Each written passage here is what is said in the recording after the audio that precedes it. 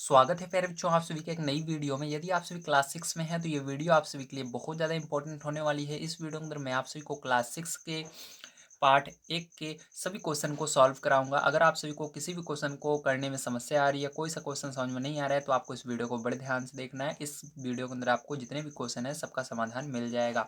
तो हमारे चैप्टर का नाम है दैनिक जीवन में विज्ञान। आइए इसके क्वेश्चन की तरफ चलते हैं। तो ध्यान से आपको समझना है इसके क्वेश्चन को क्या दिया गया है। तो यहाँ पर आपका अभ्यास प्रश्न दिया गया है। इसके अंदर पहला नंबर क्वेश्चन है, सही विकल्प छांटकर अपनी अभ्यास पुस्तिका में लिखिए। तो इसके अंदर का नंबर का है, टेलीविजन के आविष्कारक हैं, तो आपको पता है जॉन लॉजी बेयार्ड है, ठीक है। और खा नंबर का आपका क्वेश्चन है, वैज्ञानिक विधि का चरण नहीं है, तो इसके अंदर आपका आंसर हो जाएगा जिज्ञासा। और ग नंबर का क्वेश्चन है, भारतीय वैज्ञानिक हैं, तो इसके अंदर आपका उत्तर हो जाएगा हरगोविंद खुराना। और घ नंबर का क्वेश्चन आपका है, ओजोन परत में छिद्र का कारण है, तो हो जाएगा आपका क्लोरोफ्लोरोकार्बन, ठीक है। तो देखिए इसका उत्तर आपको इस प्रकार से लिखना है। सबसे पहले आपको यहाँ पर पहला नंबर क्वेश्चन जो है उसको उतार लीजिएगा। उसके बाद जो जो प्रश्न है उसको उतार करके आंसर यहाँ पर लिखने हैं, ठीक है। तो मैंने केवल यहाँ पर आंसर लिखे हैं, आपको बढ़िया तरीके से समझना है। तो यहाँ पर का जो उत्तर होगा आपका जॉन लॉजी वेयार्ड होगा, ठीक है। खा नंबर का आपका जो आंसर होगा जिज्ञासा होगा। ग नंबर का आंसर होगा हरगोविंद खुराना। और घ नंबर का होगा क्लोरोफ्लोरोकार्बन, ठीक है। अब चलिए इसके बाद सेकंड नंबर क्वेश्चन पर चलते हैं प्यारे बच्चों। इसको हम पढ़ते हैं और इसको भी कर लेते हैं। ध्यान से आपको यहाँ पर देखना है। तो देखिए इसका जो सेकंड का क्वेश्चन है, सबसे पहले आइए इसको पढ़ लेते हैं, उसके बाद इसका आंसर हम पढ़ेंगे देखेंगे यहाँ पर। तो इसका जो क्वेश्चन है दिया गया है आपको, दो भारतीय और दो विदेशी वैज्ञानिकों के नाम लिखिए, ठीक है। तो यहाँ पर आपको क्या करना है, दो भारतीय और दो विदेशी वैज्ञानिकों के नाम बताने हैं। तो देखिए यहाँ पर क्वेश्चन आपको स्वयं लिख लेना है। उसके बाद इसका का हमने देखा अभी, का क्वेश्चन क्या है, दो भारतीय और दो विदेशी वैज्ञानिक के नाम बताना है। तो दो भारतीय वैज्ञानिक कौन कौन से हैं, तो देखो भारतीय को मैंने इधर लिखा है और जो विदेशी हैं इधर लिखे हुए। अब देखो यहाँ पर क्या है, भारतीय वैज्ञानिक में आपका आएगा विक्रम साराभाई। और दूसरा नंबर यहाँ पर जो भारतीय वैज्ञानिक है वो है डॉक्टर एपीजे अब्दुल कलाम, ठीक है। अब विदेशी वैज्ञानिक में आपका पहला नंबर लिख दीजिएगा थॉमस एडिसन को और दूसरे में गैलीलियो को, ठीक। इसके अलावा भी आप किसी को लिख सकते हो, लेकिन जो मैं लिखा हूँ ये बहुत ही अच्छे जाने माने वैज्ञानिक हैं। अब चलिए इसके बाद हम देखते हैं इसका सेकंड नंबर का मतलब खा नंबर का क्वेश्चन। तो इसके अंदर खा नंबर क्वेश्चन है, विज्ञान के दुरुपयोग से होने वाली किन्हीं दो समस्याओं को लिखिए। तो आपको यहाँ पर समस्याओं को लिखना है। तो देखिए इसका आपका उत्तर हो जाएगा, ठीक। इसके अंदर आपको दो दुरुपयोग बताने थे। तो पहला हो जाएगा इसका उत्तर, भूजल के असंयमित दोहन से भूजल स्तर नीचे खिसकता जा रहा है, जिससे कुएं एवं तालाब सूखते जा रहे हैं। इसका मतलब है कि जो जमीन से आने वाला पानी है, मतलब जो धरती के नीचे से जो हम पानी मतलब समरसेबल से या नल से जो पानी हम लेते हैं, ठीक है। वो क्या हो रहा है, उसको बिना उपयोग के ही लोग क्या करते हैं, बहाते हैं। मतलब उसको जैसे उपयोग नहीं है तब भी नल खुला छोड़ देंगे या मोटर चालू कर देंगे, पानी आता रहता है। उससे क्या हो रहा है, जो हमारा जल स्तर है, ठीक है, हमारा क्या है, भूजल स्तर है, वो दिन दिन प्रतिदिन नीचे खिसकता जा रहा है, मतलब नीचे होता जा रहा है। वो पानी जो है बहुत नीचे चला जा रहा है, ठीक है, धीरे धीरे। और एक ऐसा समय आएगा कि आपको पानी नहीं मिलेगा, आप प्यास प्यास के पानी के लिए बहुत दूर तक जाएंगे, या आप हो सकता है पानी के लिए पैसे भी देने पड़े आपको, ठीक, पीने के लिए। जैसे कई कई शहरों में होता है, पानी टैंकर से आता है, वो स्थिति भी आ सकती है, ठीक। इसलिए आपको क्या करना चाहिए, पानी को ज़्यादा बर्बाद नहीं करना चाहिए। दूसरा है, तीव्र ध्वनियाँ उत्पन्न करने वाले संगीत, लाउड स्पीकर आदि से ध्वनि प्रदूषण उत्पन्न हो रहा है, जिससे मानव मस्तिष्क पर दुष्प्रभाव पड़ रहा है, ठीक है। इसका मतलब है कि जो तेज ध्वनि बजाते हैं, मतलब संगीत बजाते हैं या कह सकते हो साउंड बजाते हैं, उससे क्या हो रहा है, ध्वनि प्रदूषण होता है, ठीक। उसको कहते हैं ध्वनि प्रदूषण, ठीक है। जिससे क्या होता है, अगर जो इंसान तेज ध्वनि सुनता है, तेज आवाज़ सुन लेता है, जैसे कहीं पर डीजे बज रहा है या कोई साउंड बज रहा है, तो उससे उसके दिमाग क्या होता है, थोड़ी देर के लिए काम करना बंद कर देता है, उसके कान में वही आवाज़ गूंजती रहती है, ठीक है। इससे क्या होता है, हमारा मस्तिष्क जो है ये मस्तिष्क पर दुष्प्रभाव पड़ता है। हमको हो सकता है आगे चल करके डॉक्टर को भी दिखाना पड़ सकता है, अगर हम ज़्यादा तेज ध्वनि सुनते हैं, तेज आवाज़ सुनते हैं, तो ठीक है। अब चलिए आगे देखते हैं हम अपना अगला क्वेश्चन, जो कि तीसरा नंबर क्वेश्चन है, क्या दिया गया है और इसको किस प्रकार से हम करेंगे। तो देखिए तीसरा नंबर क्वेश्चन आपको दिया गया है, निम्नलिखित में स्तंभ का व स्तंभ खा से मिलान कीजिए। तो आपको क्या करना है, इसको मिलाना है। तो ध्यान से आपको देखना है किस प्रकार से मिलाएंगे।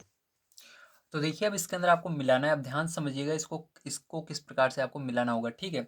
तो पहला दिया गया एपीजे अब्दुल कलाम। तो एपीजे अब्दुल कलाम को किससे मिलाएंगे, तो इसको आपको मिलाना है, ध्यान रखना है, प्रक्षेपण शास्त्र से। किससे मिलाना है, प्रक्षेपण शास्त्र, ठीक है। तो इसको मैं ब्लैक पेन से मिला रहा हूँ, तो इसके अंदर से आपको क्या करना है, इसको मैच कर देना है इस तरह से बढ़िया तरीके से। दूसरा नंबर देखो, इसके अंदर आपका है मैडम क्यूरी। तो मैडम क्यूरी जो है वो किस बारे में जानी जाती हैं, वो रेडियम के बारे में जानी जाती हैं, ठीक है। तो इन्होंने रेडियम की खोज की थी, इसलिए रेडियम में इसको लगा देंगे इस तरह से हमने।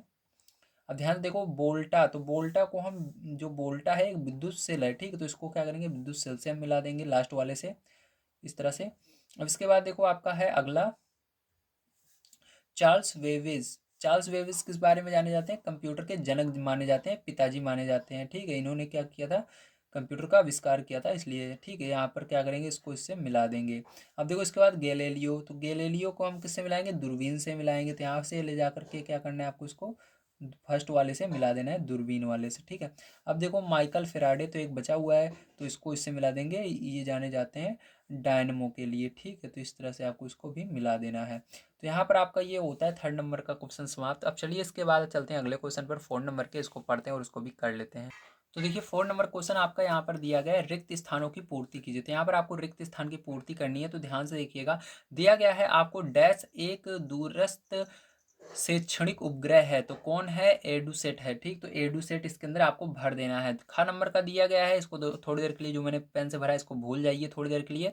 तो खा आपको दिया गया है वायु यातायात का साधन है, तो क्या है आपको पता है, वायु यातायात का साधन क्या चीज़ है, आपका वायुयान है, ठीक है। तो वायु के आगे यान लगाते हैं, मतलब हेलीकॉप्टर हो गया जैसे, ठीक है, या हवाई जहाज हो गया, उसको क्या बोलते हैं, वायुयान बोलते हैं, ठीक है। तो यहाँ पर आपको वायुयान लिख देना है, या आप हवाई जहाज लिख दोगे तब भी सही रहेगा, ठीक है, या एरोप्लेन लिख दोगे तब भी सही है। यहाँ पर वायुयान एकदम शुद्ध हिंदी है, इसलिए मैंने वायुयान लिखा है।